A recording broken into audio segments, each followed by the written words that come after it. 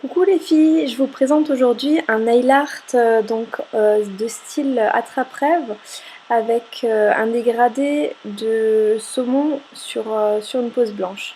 Donc j'ai déjà commencé ma pose, donc voilà, pour pas avoir une vidéo trop longue à vous présenter, mais dans une autre vidéo je vous présenterai comment faire le reste de la pose.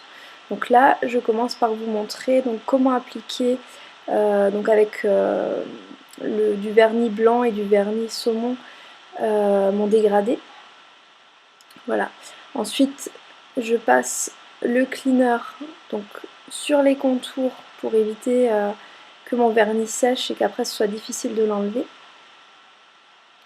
Ensuite, j'applique donc ma base mat qui va me permettre donc de pouvoir faire ma déco sans toucher mon dégradé. Donc vu qu'il est fait au vernis, il suffit que je me loupe un peu sur la déco pour que voilà, j'ai tout à refaire. Donc, une fois que c'est fait, on clean et puis donc on va commencer à faire la déco avec le vernis noir et un pinceau très fin. Donc vous retrouvez tous ces produits sur le site yournails-international.com, donc mon site internet. Et donc là je vais vous montrer, on commence par tirer donc 2 traits et puis on va faire voilà, des petits arrondis. C'est une déco très facile à réaliser, très rapide.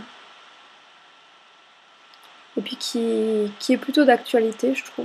Qui se marie bien pour le printemps, pour l'été.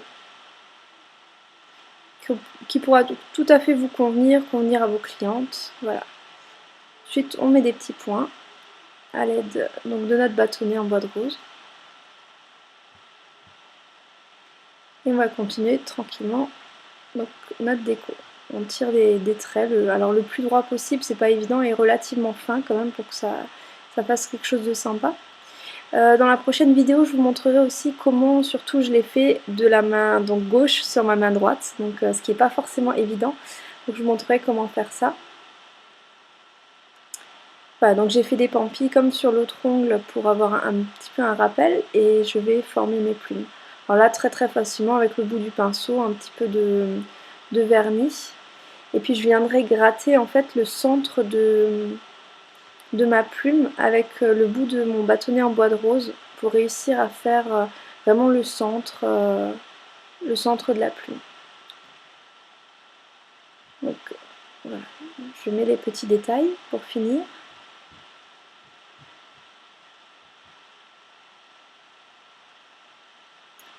Et voilà ce que ça donne. Ensuite, donc tout simplement, on finit avec la base. Donc moi j'ai choisi d'utiliser une base mat, mais vous pouvez très bien choisir une base brillante, c'est comme vous préférez. Donc vu que le mat est très à la mode cette année, donc je me suis dit allez hop, on va tenter. Et je trouve que le résultat est plutôt sympa au final, donc je vous laisserai juger. On laisse sécher 30 secondes à 1 minute sous les LED et on passe encore une fois le cleaner. Et c'est fini. Voilà, donc dites-moi ce que vous en pensez donc dans les commentaires et puis vous pouvez me laisser des idées. Voilà, à bientôt, bye!